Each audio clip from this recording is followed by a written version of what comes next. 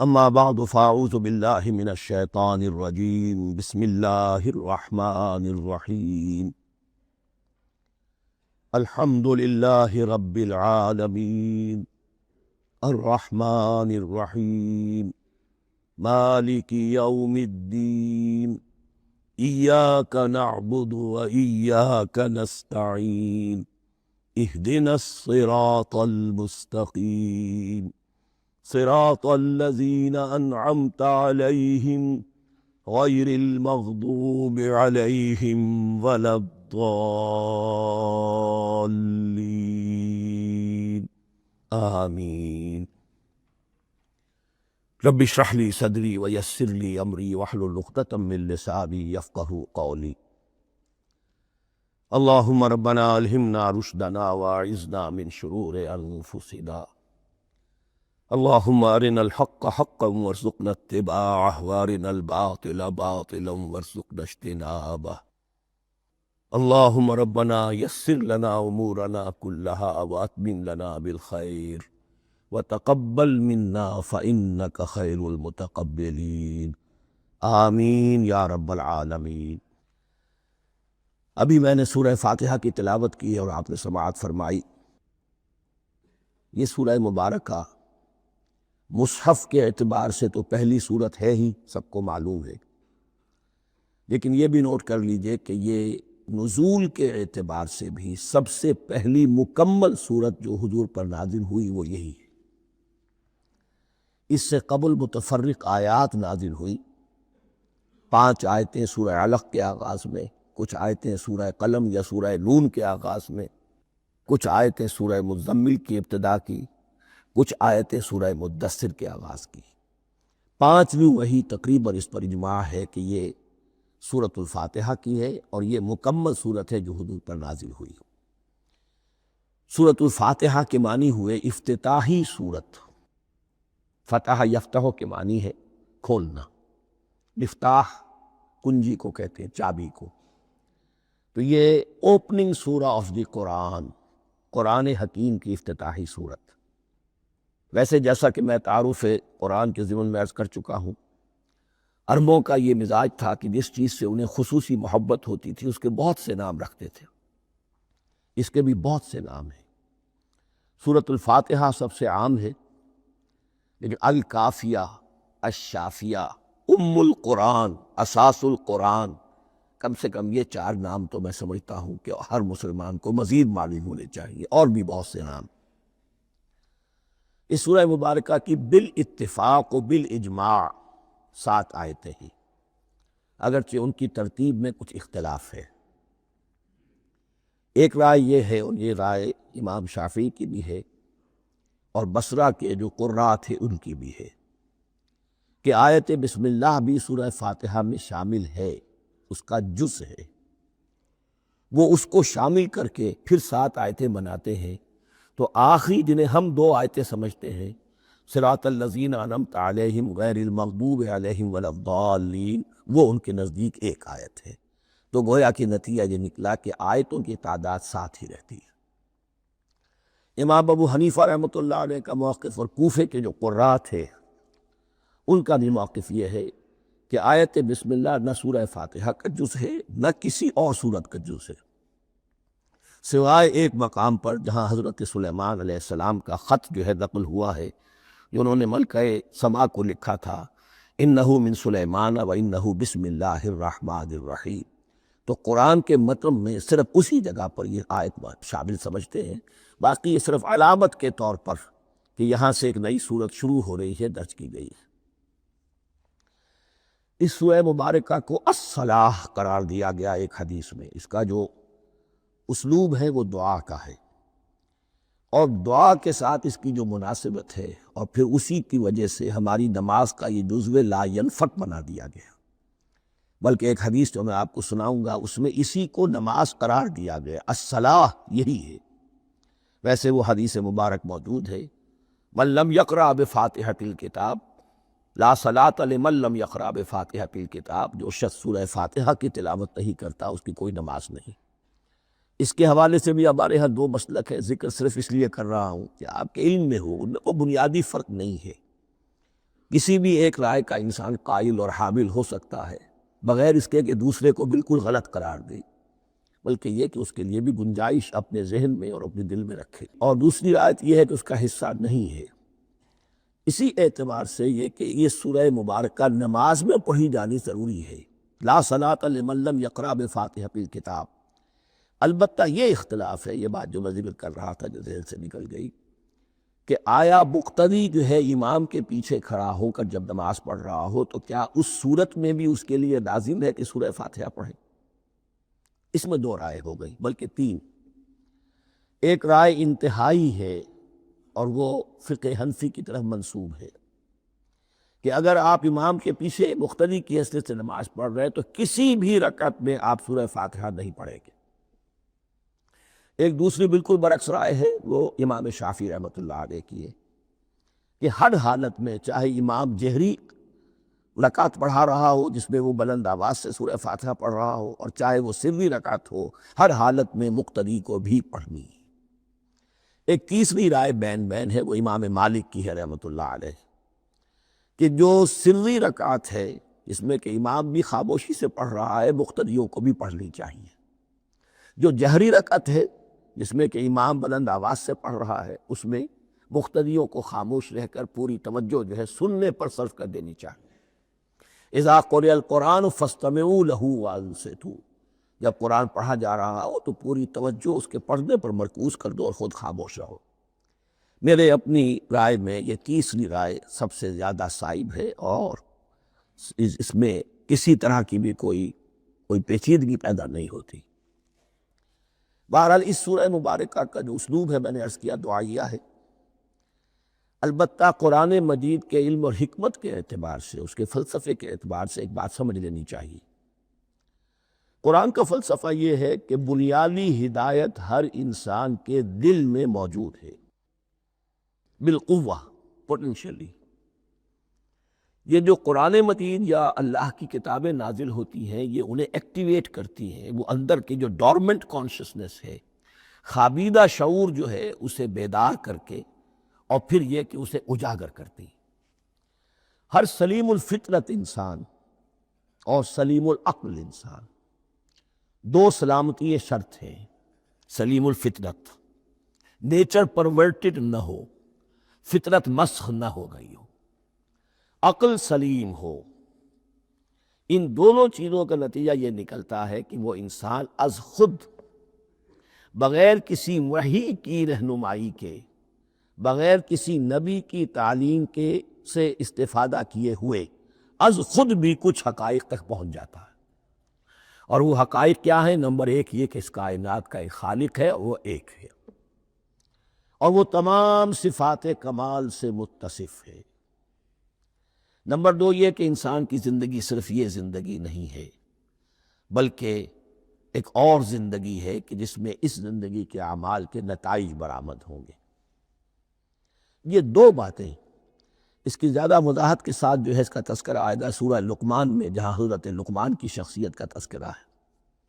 لیکن یہاں صرف یہ بات سمجھ لیجئے کہ قرآن کا فلسفہ یہ ہے کہ ہر انسان میں، ہر فرد نوع بشر میں، جو اپنی ولادت کے وقت مسلم ہوتا ہے، حضور کی حدیث ہے کل مولود یولد علی الفطرہ ابواہ یہودانہ او ینصرانہ او یمجسانہ، ہر بچہ نوع انسانی کا فطرت اسلام پر پیدا ہوتا ہے، وہ فطرت کے اندر وہ ہدایت ودیت ہے۔ اب اگر وہ فطرت بس نہیں ہوئی اور عقل جو ہے وہ صحیح رخ پر کام کر رہی ہے تو ان دو حقائق تک وہ انسان خود پہنچ جائے گا۔ لیکن ان دونوں حقائق تک پہنچنے کے بعد اب وہ دست بستہ دعا کرے گا کہ اے رب اب مزید ہدایت تو مجھے عطا فرما۔ ایک تو یہ کہ میں کیا کروں کیا نہ کروں، میری عقل اس میں ٹھوکر کھا سکتی ہے، میں کسی اچھی چیز کو بری سمجھ سکتا ہوں، کسی بری کو اچھی سمجھ سکتا ہوں، تو مجھے صحیح راستہ، صحیح راہ ہدایت پر چلا۔ یہ دعا ہے جو انسان کرتا ہے جبکہ وہ ایمان باللہ اور ایمان بالآخرہ تک خود پہنچ چکا ہوتا ہے، اور یہ سمجھتا ہے کہ صحیح زندگی کا رخ یہی ہے کہ جس رب کو میں نے پہچانا ہے کہ وہ اس کائنات کا خالق ہے اور مالک ہے اور رب ہے، میں اس کی بندگی کروں، اس کی اطاعت کروں، اس کا حکم مانوں، اس کے راستے پر چلوں، لیکن وہ راستہ کون سا ہے؟ اس کے لیے پھر دست بدعا ہوتا ہے کہ پروردگار تو میری رہنمائی فرما۔ یہ مقام ہے کہ جہاں آپ سمجھ لیجئے اپنے آپ کو بھی آج اس جگہ پر تصور کرتے ہوئے پھر اس سورہ مبارکہ کو پڑھیے کہ آپ اس مقام پر اللہ کے فضل و کرم سے پہنچ چکے ہیں کہ اللہ کو آپ نے پہچان لیا اور اس کی توحید کو جان لیا، اس کی جملہ صفات کمال سے آپ واقف ہو گئے۔ آپ یہ بھی وہ جان گئے کہ برکر اس کے حضور میں حاضر ہونا ہے اور وہ حساب کتاب لے گا۔ پھر آپ نے یہ عہد بھی کر لیا کہ اب زندگی گزارنی ہے اس رب کی بندگی میں، اسی کی فرما برداری میں۔ اب یہاں کھڑے ہو کر آپ پوچھتے ہیں کہ اللہ مجھے وہ تفصیلی ہدایت عطا فرما، ایسا نہ ہو کہ کبھی میں کسی راستے پر چلتا ہوا کسی پگڈنڈی پر مڑ جاؤں اور وہ تھوڑی سی جو ڈیوییشن ہو میرے راستے کی وہ میری عاقبت کو برباد کر دے۔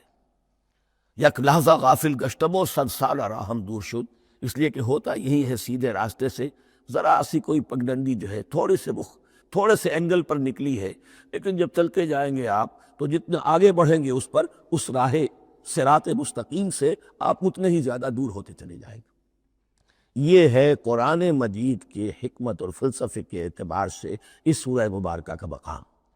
اب آئیے ہم بسم اللہ کرتے ہیں۔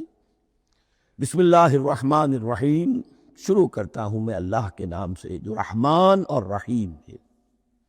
اس پر کچھ گفتگو ہو چکی ہے تعارف قرآن کے ضمن میں کہ رحمان اور رحیم دو نام ہیں کہ جو رحمت کے مادے سے نکلتے ہیں۔ رحمان میں اللہ تعالیٰ کی رحمت کا جوش، ہیجانی کیفیت، طوفانی کیفیت، اور رحیم میں اللہ تعالیٰ کی رحمت کا دوام اور تسلسل۔ یہ دونوں کیفیات اللہ کی رحمت میں بیک وقت موجود ہیں، جس کا ہم تصور نہیں کر سکتے۔ ہم سمندر کو دیکھتے ہیں، متلاطم سمندر ہے، اس میں ہیجان ہے، طوفان ہے۔ دریا کو دیکھتے ہیں کہ وہ سکون کے ساتھ چل رہا ہے، خاموشی سے چل رہا ہے، بہہ رہا ہے، بس تسلسل کے ساتھ بہہ رہا ہے۔ ہم ان دونوں کیفیات کو علیحدہ علیحدہ دیکھتے ہیں تو ہمارا ذہن ان دونوں کو بیک وقت اس کا تصور نہیں کر سکتا، تخیل ممکن نہیں۔ لیکن اللہ کی رحمت کی یہ دونوں شانیں مستقلاً ہر وقت موجود ہے، بیک وقت، اسی لیے ان دونوں کے درمیان کہیں حرف عطف نہیں آئے گا۔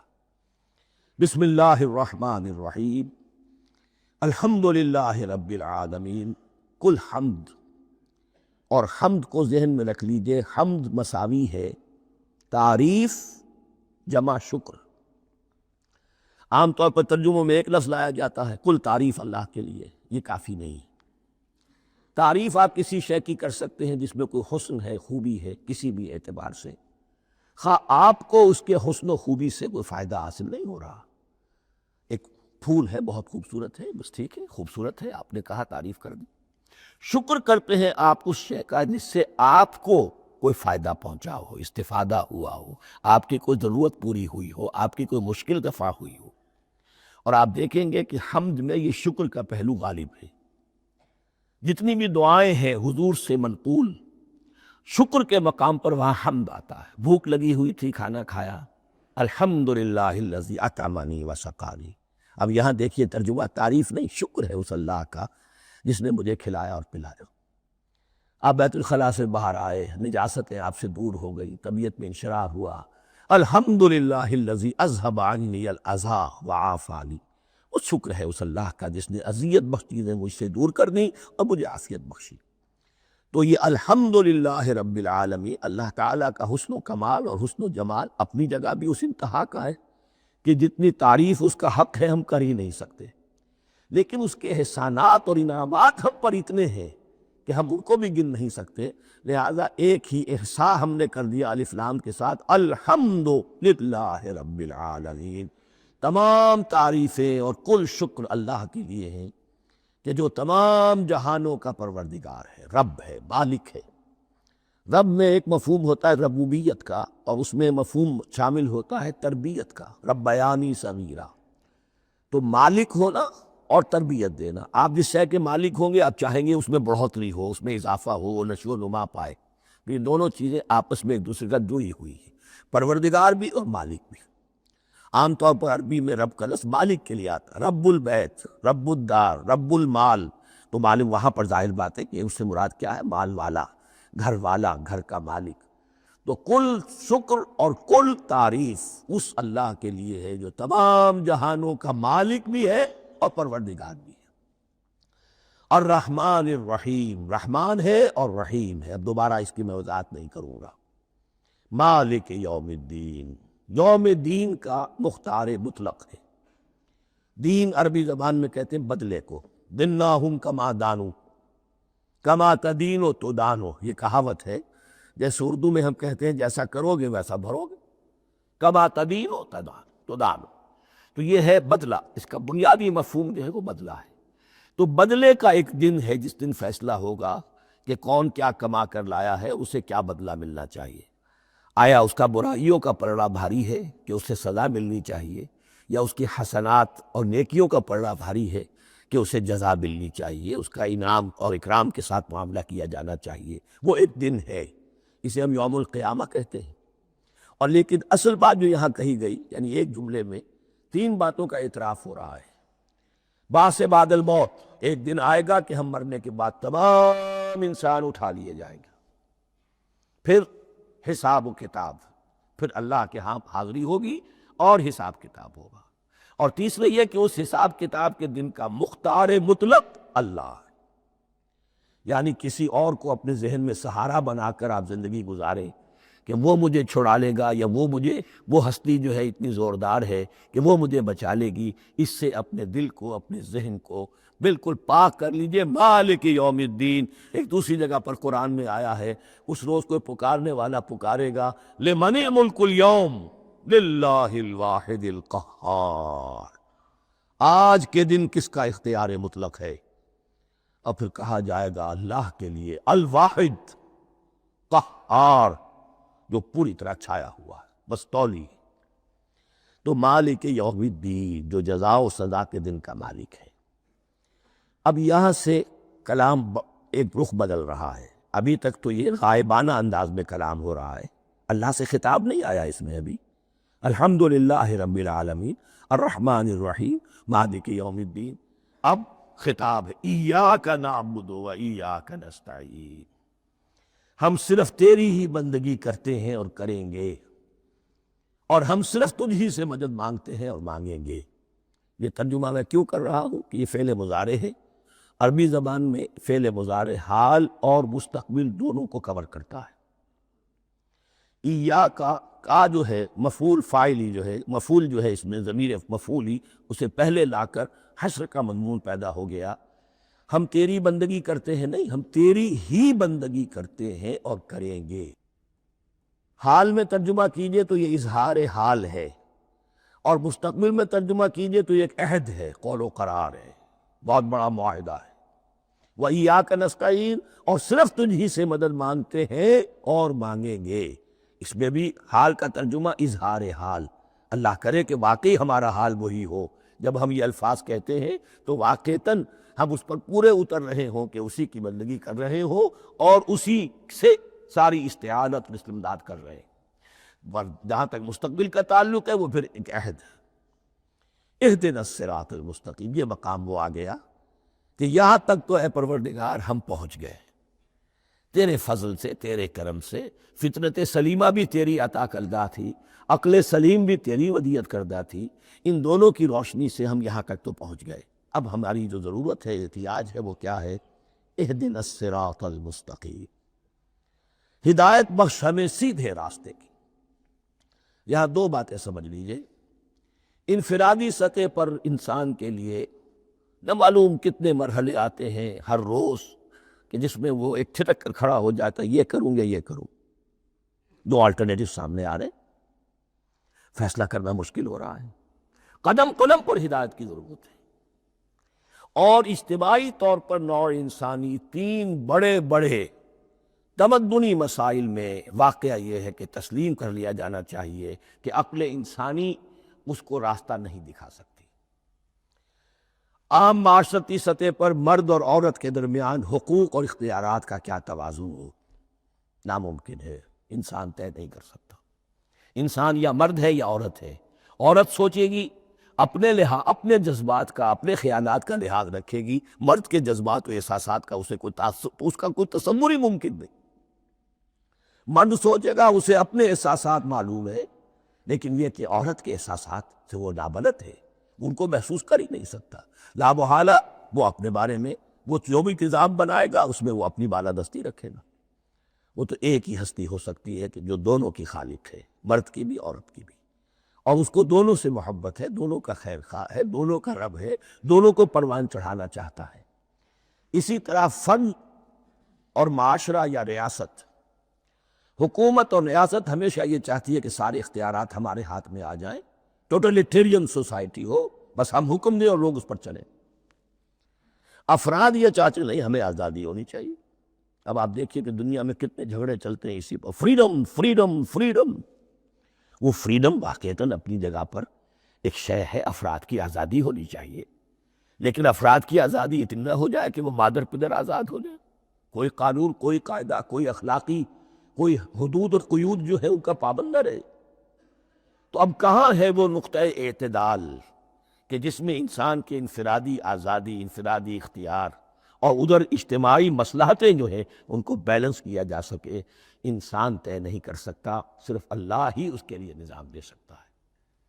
تیسرا مسئلہ ہے سرمایہ اور محنت، اس میں کیا توازن ہو؟ سرمایہ اور محنت دونوں مل کر کچھ بنا رہے ہیں، کچھ پروڈیوس کر رہے ہیں۔ اب اس میں نفع جو ہوا ہے اس میں سرمایہ کا کتنا حصہ ہونا چاہیے اور لیبر کا کتنا ہونا چاہیے، کون طے کر سکتا؟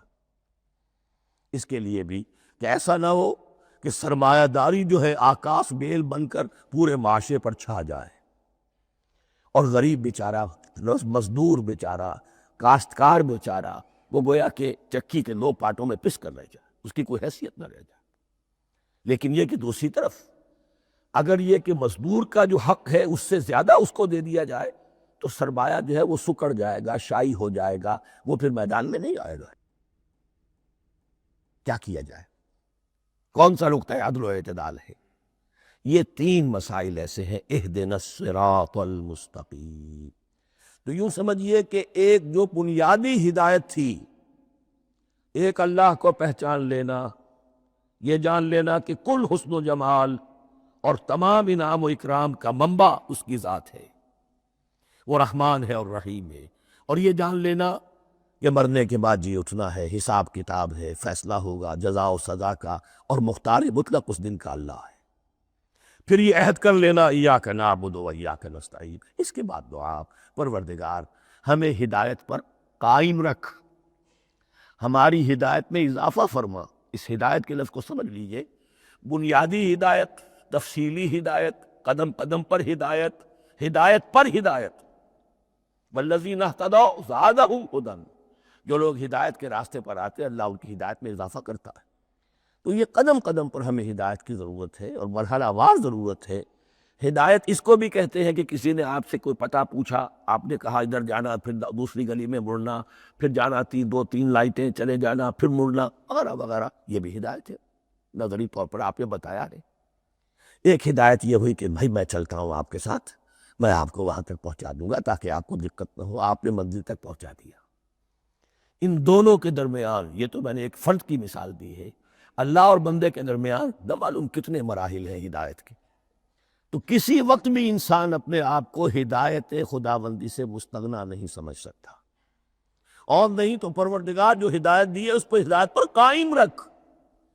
کیا پتہ شیطان کا کوئی حملہ، کیا پتہ ہمارے نفس کی کوئی شرارت کسی ایسے رخ پر ہمیں ڈال دے کہ اب تک کی ساری کمائی بھی ضائع ہو جائے۔ لہذا یہ نہ سمجھیے کہ جب یہ ساری چیزیں ان کو معلوم تھی، وہ ان چیزوں کا تو اقرار کر رہے تو اب ہدایت کون سی مانگ رہے؟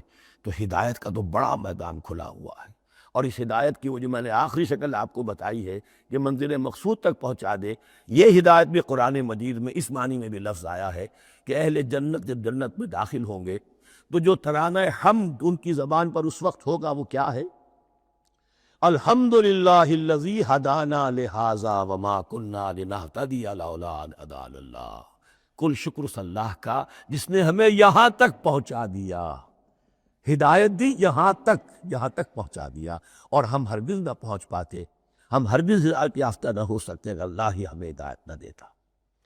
اہدنا الصراط المستقیم، سیدھا راستہ، صراط الذین انعمت علیہم، اب اس کی مزید وضاحت ہے، راستہ اس کا ان لوگوں کا جن پر تیرا انعام ہوا۔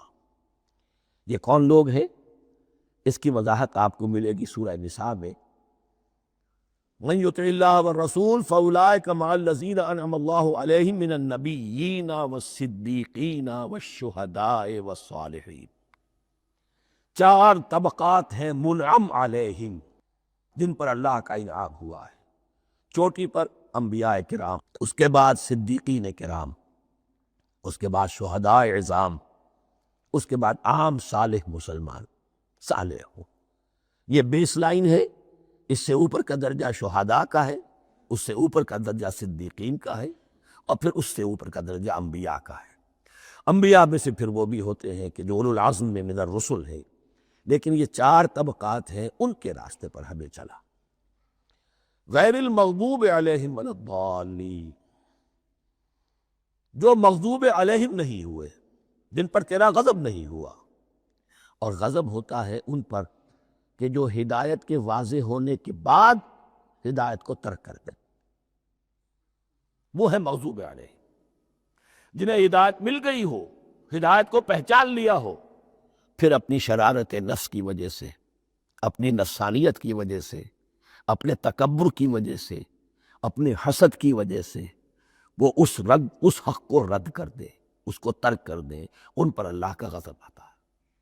اور اس میں اس کی بہت بڑی مثال تاریخ کے اعتبار سے یہودی ہے۔ اللہ نے انہیں ہدایت دی، کتابیں عطا کی، تورات، انجیل، زبور، سینکڑوں نبی ان میں مبعوث کیے، 1400 برس تک نبوت کا تار ٹوٹا ہی نہیں، مسلسل۔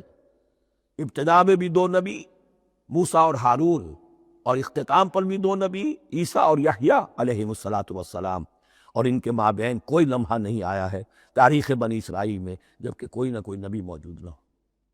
لیکن انہوں نے اپنی شرارت نفس کی وجہ سے ہدایت تورات سے بھی منہ موڑا، اور پھر سب سے بڑی بات یہ کہ ہدایت محمدی سے، ہدایت قرآنی سے بھی صلی اللہ علیہ وسلم منہ موڑا، وہ ہے مغضوب علیہم ولا الضالین، اور نہ ہی گمراہ ہوئے۔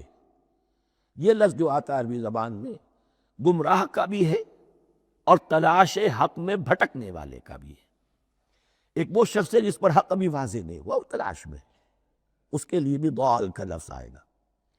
اسی طرح کوئی شخص کسی کے عشق اور محبت میں ایسا ہو جائے، دیوانہ ہو جائے، اس کو بھی ضال کہتے ہیں، یعنی اس کے اوپر جذبات کا اتنا غلبہ ہو گیا ہے کسی کی محبت اور عشق کی بنا پر۔ تو حضور کے لیے یہ لفظ آیا ہے وَوَجَدَكَ ضَالًّا فَهَدَىٰ، اور یہ تو سورۃ الضحیٰ ہے، اکثر بیشتر لوگوں کو یاد ہوگی۔ تو یہ جو ضال کا لفظ ہے، اس میں سمجھ لیجئے ضروری نہیں ہے کہ وہ گمراہ ہو، بلکہ وہ بھی کہ جو ابھی راہ ہدایت کی طلب میں، اس کے حصول کے لیے اس کی تلاش میں کوشاں ہے، اور وہ بھی کہ جو کسی مغالطے کی وجہ سے حق سے منحرف ہوتا ہے۔ یہ بھی جان لیجئے کہ ایک ہے بدنیتی، تکبر، حسد، حق کو جان کر پہچان کر رد کر دینا یا چھوڑ دینا یا ترک کر دینا۔ ایک ہے کسی غلطی میں، کسی جذبات کے اندر آ کر، کسی غلو کے اندر مبتلا ہو کر اور حق سے منحرف ہو جانا۔ اس کی جو سب سے بڑی مثال ہے وہ نصارہ ہے، عیسائی ہے۔ حضرت مسیح کو انہوں نے مانا لیکن غلو کیا۔ یہ لفظ آئے گا آگے، لا تغلوا فی دینکم، اپنے دین میں غلو نہ کرو۔ جیسے ہمارے ہاں بھی بعض لوگ ہیں جو حضور صلی اللہ علیہ وسلم کی تعریف میں، حضور صلی اللہ علیہ وسلم کے ساتھ اپنی محبت کے اظہار میں غلو کر جاتے ہیں۔ یہ انتہا درجے کو ہو گیا تھا حضرت مسیح علیہ السلام کے ماننے والوں میں، اور اس کی بنا پر انہوں نے تثلیث کا عقیدہ ایجاد کر لیا اور حضرت مسیح علیہ السلام کو اللہ کا بیٹا بنا دیا۔ تو اس کی سب سے بڑی مثال ضالین کی اس اعتبار سے کہ ہدایت پانے کے بعد کسی بدنیتی سے نہیں بلکہ کسی اچھے جذبے میں غلو کی وجہ سے، رسول سے محبت کرنا تو اچھا جذبہ ہے، لیکن یہ محبت بھی ایک حد میں رہنی چاہیے۔ غلو کرے گی تو ظاہر بات ہے کہ اس کے بعد وہ گمراہی کی طرف لے جائے گی۔ یہ ہے اس سورہ مبارکہ کا ترجمہ، اور اس کے بعد آخر میں آمین کہنا، یہ مسنون بھی ہے، کہنا چاہیے۔ البتہ اختلاف یہاں بھی صرف اتنا ہے کہ نماز میں جب آپ امام کے ساتھ ہیں، وہ اگر جہری قرات کر رہا ہے تو آیا اس کے بعد آپ کو بھی بالجہر کہنا ہے آمین یا نہیں کہنا؟ یہ اختلاف ہے، ان میں کوئی فرق واقع نہیں ہوتا، یہ چیز متفق علیہ کہ کہنا ہے آمین۔ بلکہ یہ آمین تو یہودیوں میں ہے، یہ آمین جو ہے یہ عیسائیوں میں بھی ہے، ان کی بھی جو پریئر لارڈس پریئر ہے اس کے بعد آمین، وہ آمین کہتے ہیں، وہ فرق وہ لفظ ایک ہی ہے، اس لیے کہ عبرانی زبان اور عربی زبان یا تو ہم یہ کہہ سکتے ہیں کہ دونوں بہنیں ہیں، کوئی ایک مشترک زبان تھی ان کی ماں جس کی یہ دو بیٹیاں ہیں، اور یا یہ کہنا پڑے گا کہ عربی زبان کی ماں جو ہے وہ عبرانی زبان ہے۔ بہرحال بڑا قریبی رشتہ عربی کا اور عبرانی کا ہے، اس اعتبار سے وہ آمین۔ اب آپ کو معلوم ہے ہم السلام علیکم وہ کہتے ہیں، وہ شلوم کہتے ہیں، فرق کیا ہے؟ وہ تو تلفظ کا فرق ہے۔ اسی طریقے سے اور بہت سے الفاظ ہیں، وہ میں بعد میں بتا۔ اب میں اس سورہ مبارکہ کے بارے میں خاص حدیث آپ کو سنانا چاہتا ہوں، اور اسی سے در حقیقت جو امام ابو حنیفہ کا موقف ہے رحمۃ اللہ علیہ، اس کی حقانیت مزید مبرہن ہو جائے گی۔ یعنی کیا کہ آیت بسم اللہ سورہ فاتحہ کا جز نہیں ہے، سورہ فاتحہ الحمدللہ رب العالمین سے شروع ہوتی ہے۔ وہ میں آپ کو بتانا بھول گیا کہ جن کے نزدیک یہ سورت کا جز ہے وہ پھر جہری قرات میں بسم اللہ الرحمن بھی بلند آواز سے کہیں گے، اور جن کے نزدیک یہ سورہ فاتحہ کا جز نہیں ہے وہ نہیں کہیں گے، وہ الحمدللہ رب العالمین سے قرات کریں گے۔ تو کوئی فرق نہیں ہے بنیادی۔ یہ حدیث جو ہے یہ مسلم شریف میں ہے اور حدیث قدسی ہے، اس کے راوی حضرت ابو ہریرہ ہیں رضی اللہ تعالیٰ عنہ، اور اس حدیث نے اس صورت کے مضامین کا نہایت عمدہ تجزیہ کر دیا ہے۔ حدیث کے الفاظ سن لیجئے، قسمت الصلاۃ بینی و بین عبدی نصفین۔ اللہ تعالیٰ فرما رہے ہیں، حدیث قدسی ہے، میں نے نماز کو، صلاۃ کو اپنے اور اپنے بندے کے درمیان آدھا آدھا تقسیم کر لیا، فنصفها لی ونصفها لعبدی، اس کا نصف جو ہے وہ میرے لیے ہے اور نصف جو ہے وہ میرے بندے کے لیے ہے، وَلِعَبْدِي مَا سَأَلَ، اور جو میرے بندے نے مانگا میں اسے دوں گا، میرا وعدہ ہے یا میں نے اسے دیا۔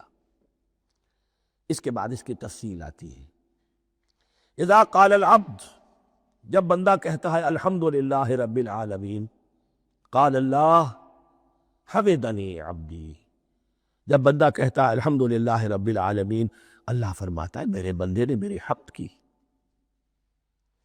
وَإِذَا قَالَ الرَّحْمَٰنِ الرَّحِيمِ قَالَ اللَّهُ اثْنَىٰ عَلَيَّ عَبْدِي، جب بندہ کہتا ہے الرحمن الرحیم، اللہ فرماتا ہے میرے بندے نے میری ثنا کی۔ وَإِذَا قَالَ مَالِكِ يَوْمِ الدِّينِ قَالَ اللَّهُ تَعَالَىٰ مَجَّدَنِي عَبْدِي، میرے بندے نے میری تمجید بیان کی، میری بزرگی بیان کی۔ اب یہ تین آیتیں ہو گئیں، تینوں میں اللہ کی حمد ہے، ثنا ہے، تمجید ہے، یہ تین آیتیں خالص اللہ کے لیے ہو گئی۔ اب چوتھی آیت آئی، ایاک نعبد و ایاک نستعین، اس کے بارے میں جب بندہ کہتا ہے اذا قال العبد ایاک نعبد و ایاک نستعین، قال اللہ تعالی ھذا ما بینی و بین عبدی ولعبدی ما سأل، یہ میرے اور میرے بندے کے درمیان ہے۔ یہ تو یوں سمجھیے کہ یہ گرہ لگ گئی ہے میرے اور میرے بندے کے مابین، اس نے مجھ سے قول و قرار کیا ہے، اس نے میری بندگی کا اعتراف کیا ہے، اس نے تسلیم کیا ہے کہ میری ہی بندگی کرتا ہے اور کرے گا، اور مجھ سے مدد چاہیے ہے۔ ھذا ما بینی و بین عبدی، یہ معاہدہ ہے، معاہدہ دو فریقوں کے مابین ہوتا، یہ میرے اور میرے بندے کے مابین ہے۔ وَلِعَبْدِي مَا سَأَلَ، اور میں نے اپنے بندے کو دیا جو اس نے مانگا، وہ میری مدد چاہتا ہے، میری مدد اس کے شامل حال رہے گی۔ فَإِذَا قَالَ، اور جب بندہ کہتا ہے اهْدِنَا الصِّرَاطَ الْمُسْتَقِيمَ صِرَاطَ الَّذِينَ أَنْعَمْتَ عَلَيْهِمْ غَيْرِ الْمَغْضُوبِ عَلَيْهِمْ وَلَا الضَّالِّينَ، قَالَ اللَّهُ تَعَالَى ھذَا لِعَبْدِي وَلِعَبْدِي مَا سَأَلَ، یہ تین آیتیں یہ میرے بندے کے لیے، اهْدِنَا الصِّرَاطَ الْمُسْتَقِيمَ، اسی صراط مستقیم کی وضاحت ہے مثبت، صراط الذین انعمت علیہم، اسی صراط المستقیم کی وضاحت ہے منفی انداز میں، غیر المغضوب علیہم ولا الضالین، یہ سب میرے بندے کے لیے ہے اور میں نے اپنے بندے کو دیا جو اس نے مانگا۔ اس کو میں نے ایک مرتبہ یہ ترازو کی شکل میں اس کو لکھوایا تھا، دیکھیے یہ ایاک نعبد و ایاک نستعین، یہ ہے وہ ترازی کی وہ ڈنگ۔ واو جو ہے ایاک نعبد و ایاک نستعین، واو جو ہے گویا کہ وہ مٹھ ہے جس سے کہ ترازو کو پکڑا جاتا ہے۔ ادھر ایک پلڑا ہے جس کی 3 آیتیں ہیں، الحمدللہ رب العالمین الرحمن الرحیم مالک یوم الدین۔ اس کا نتیجہ کیا نکلا؟ ایاک نعبد۔ آپ نے شاید یہ سنا بھی ہو، ایک بہت ہی عمدہ قرات کا جو ریکارڈ ہے قاری عبدالباسط عبدالصمد کا، وہ یہیں سے چل کر سورہ فاتحہ کی قرات کر کے ایاک نعبد پر آ کر رکتا ہے۔ الحمدللہ رب العالمین الرحمن الرحیم مالک یوم الدین ایاک نعبد۔ گویا کہ یہاں یہ صورت بالکل ہاف ہو گئی ہے۔ 3 آیتوں میں اللہ کی حمد ہے، ثنا ہے، تمجید ہے، جس کا نتیجہ ہم تیری ہی بندگی کرتے ہیں، تیری ہی اطاعت کریں گے۔ لیکن اب اس کے بعد سوال ایاک نستعین، اسی کی جو استعانت کیا درکار ہے ہمیں؟ ہدایت۔ ہدایت سب سے بڑی استعانت ہے، ہدایت ہی تو سب سے بڑی مدد ہے۔ اہدنا الصراط المستقیم صراط الذین انعمت علیہم غیر المغضوب علیہم ولا الضالین۔ یہ ایاک نستعین کے حق کے ساتھ یہ 3 آیتیں آ گئیں، اہدنا الصراط المستقیم صراط الذین انعمت علیہم غیر المغضوب علیہم ولا الضالین۔ قسمت الصلاۃ بینی و بین عبدی نصفین فنصفها لی ونصفها لعبدی ولعبدی ما سأل۔ اللہ تعالیٰ اس سورہ فاتحہ کا جو اصل مفہوم ہے وہ بھی ہمارے ذہنوں پر، ہمارے شعور کی سطح پر اسے اجاگر کیے رکھے، ہمیں توفیق دے کہ جب بھی پڑھیں، جب بھی سنیں تو وہ کیفیت اگر ہو جائے۔ اس لیے کہ ایک حدیث ہے کہ الصلاۃ معراج المومنین، نماز تو اہل ایمان کے حق میں معراج کے درجے میں ہے۔ اس حوالے سے ہم یہ سمجھ سکتے ہیں کہ کوئی وقت ایسا آ سکتا ہے کہ انسان کو واقعتاً، روح انسانی واقعتاً اللہ کے یہ جواب سنے۔ انہونی بات نہیں ہے یہ، ہوتا ہے خطاب آخر، اٹھتا ہے حجاب آخر، کرتے ہیں خطاب آخر، یہ تو ہوتا ہے۔ مخاطبہ الہی، یہ تو میں نے عرض کیا کہ ثابت ہے، مخاطبہ، محادث اور تحدیث اللہ بندوں سے کلام کرتا ہے۔